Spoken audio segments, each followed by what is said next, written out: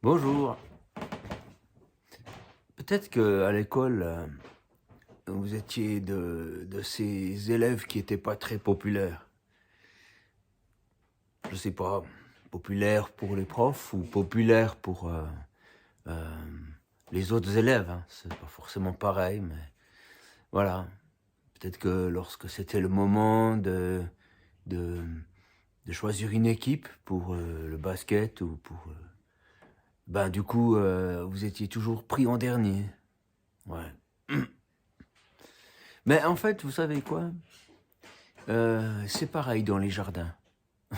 Vous allez dire quoi? Mais oui, c'est pareil dans les jardins.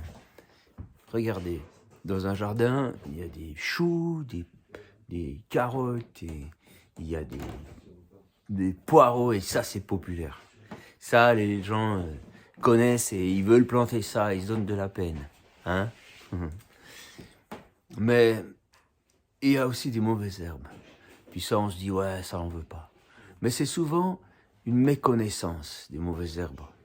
Parce que par exemple, si vous prenez l'ortie, voilà, l'ortie est probablement une des plantes les plus détestées. Parce qu'elle pique, parce qu'elle dérange, parce que voilà, on ne sait pas trop, on voit pas de fruits et tout ça.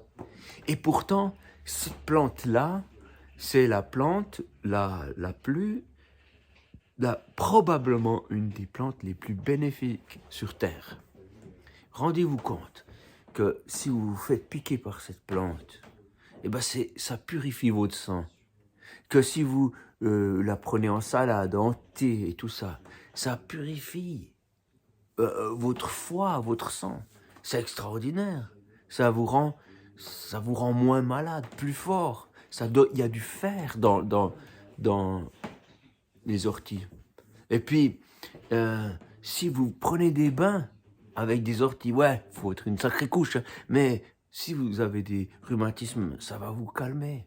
Vous voyez, cette plante, elle bénit non seulement si on l'ingère, mais aussi simplement quand elle est plantée sur la terre se purifie.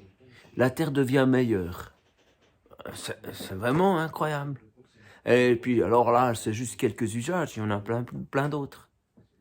Mais tout ça, c'était pour vous dire que peut-être vous êtes cette plante-là.